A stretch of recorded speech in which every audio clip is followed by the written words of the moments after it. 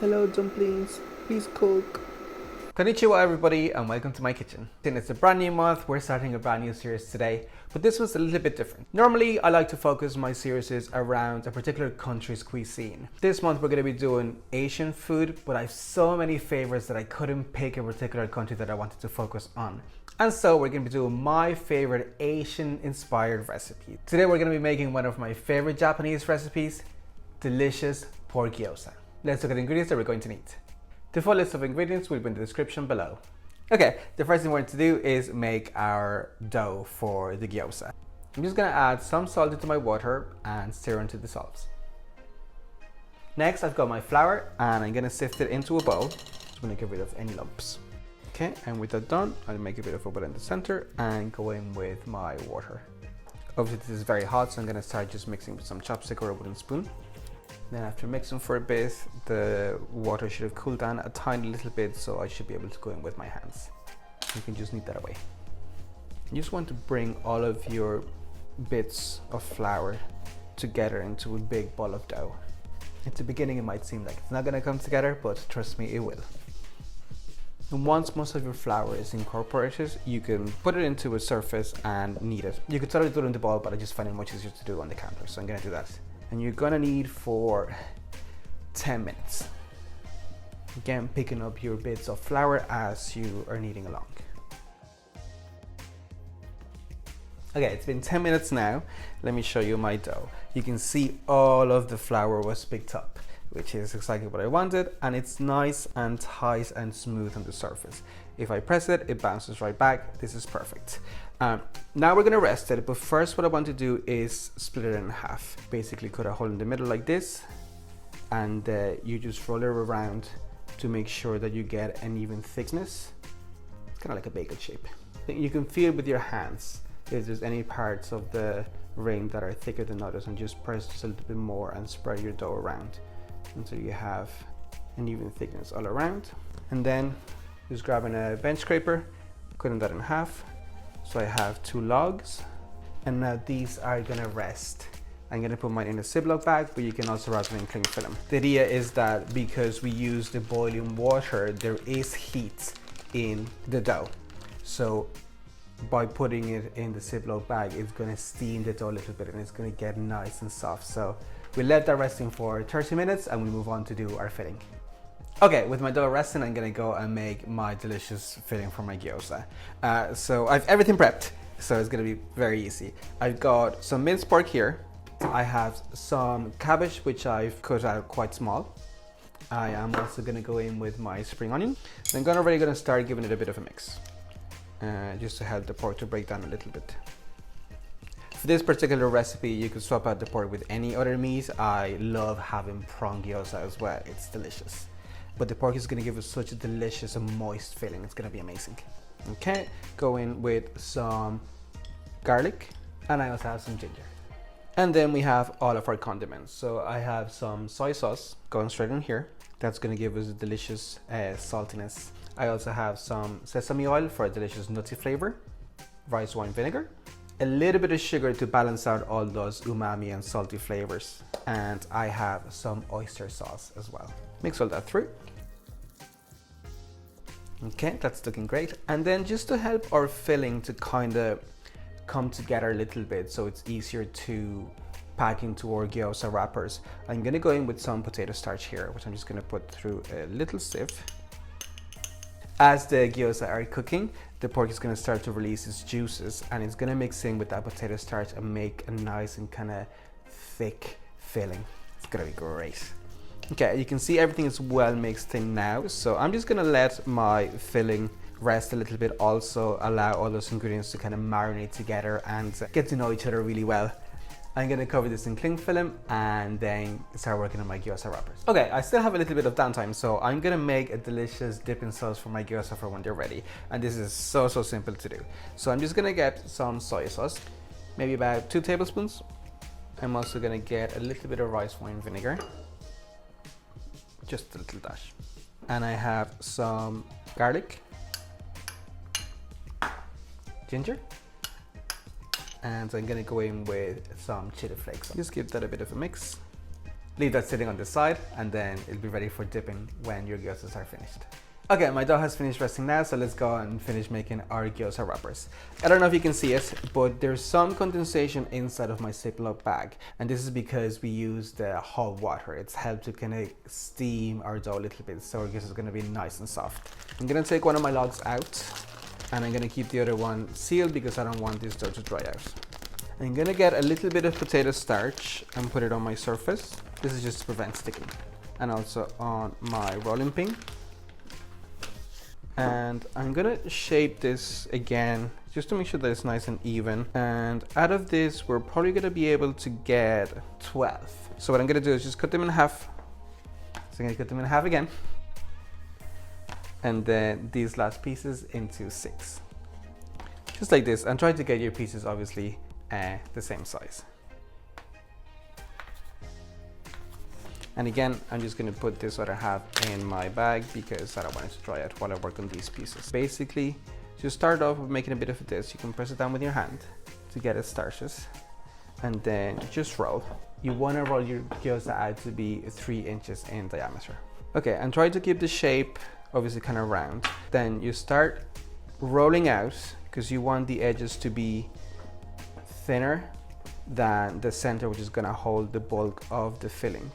This is a bit of a process and requires a little bit of practice. If, like me, you don't seem to be getting the round shape that you want, you can scrap them all together. Just roll your wrapper out. Use your cookie cutter and get a round shape out of it. That's much easier.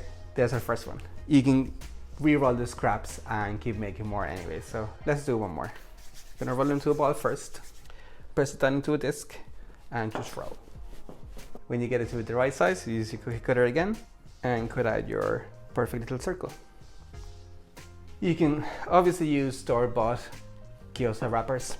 The name of my channel is Manny's Made at Home, which just means that I like to make things complicated for myself, so we're doing everything from scratch.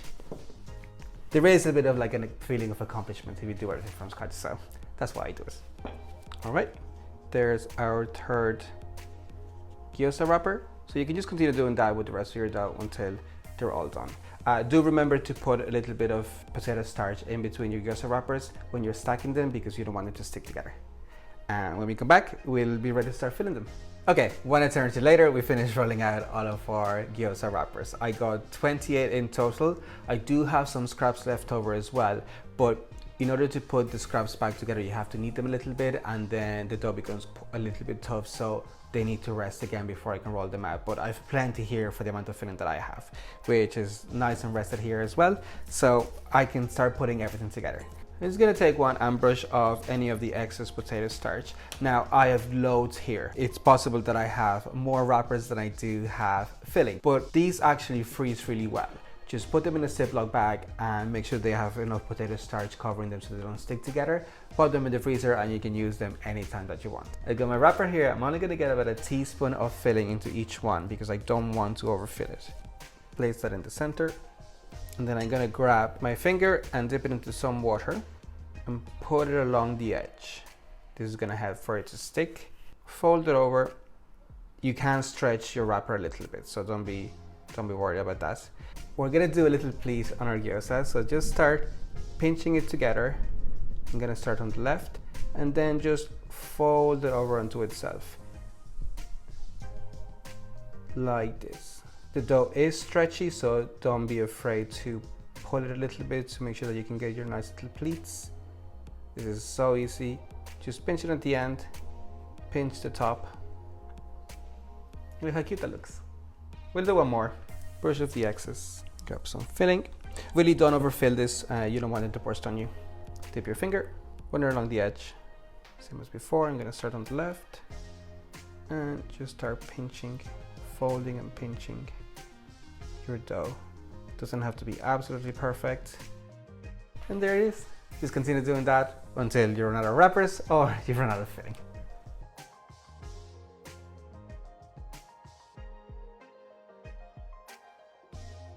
Okay, I just finished assembling all of my gyoza. It was a lot of work, I'm not gonna lie to you. And it's a little bit finicky, but as you go along, you will develop your own technique of how you want to do it, and it becomes easier and easier as it goes along.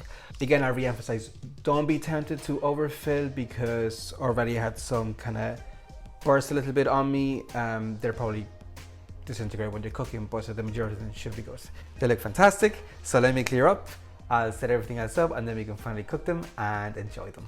Okay, everything's set up. I'm gonna put some sesame oil onto my frying pan and just spread that around a little bit. And I wanna heat that up in a medium to high heat. You wanna make sure that your pan is nice and hot before you put your gyoza in, otherwise they might stick as they cook. Now let's just put our gyoza in.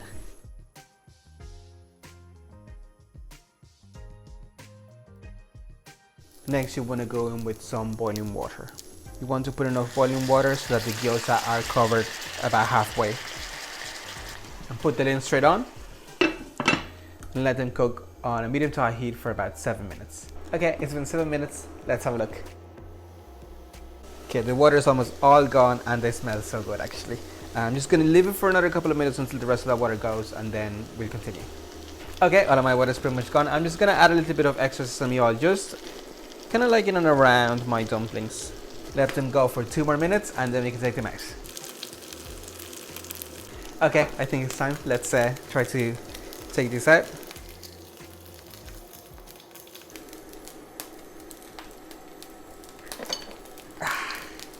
That's pretty good. Okay, this is what they look like. They're absolutely perfect. I'm gonna quickly do my next batch and then we can give it a taste.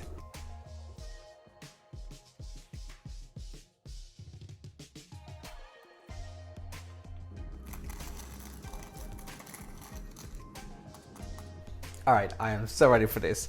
I just have some spring onion here, which I'm gonna just sprinkle over the top, just for a little bit of garnish. That's beautiful. I'm so ready to eat.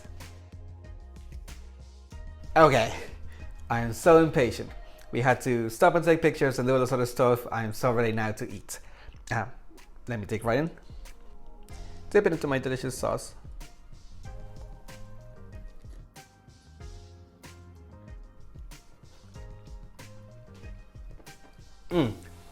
That dumpling is cooked perfectly. I love how soft the dough has gotten on the top, or the gyoza wrapper I should say. And that crisp sesame flavored bottom, it's such a beautiful contrast of the textures. Our filling is also so jam-packed full of flavor. And as I mentioned earlier, it's so nice and moist. It brings such richness. Coupled with our homemade dipping sauce, this is a winner in my book. That's it for this video. Thank you so much for watching. These pork gyozas are absolutely divine. They are a little bit laborious if, like me, you like to do everything from scratch, but it is so worth it. If you enjoyed this video, make sure you give it a big like, subscribe to my channel, and comment below what you thought of the recipe. I love reading all of your comments, especially when you tell me that you've tried my recipes and you tell me how much you've liked them and even how you've modified them for your own taste. If you feel like posting them on Instagram, be sure you tag me. I'll have my Instagram handle down below. With that, I'll leave you for this video and enjoy. Domo arigato.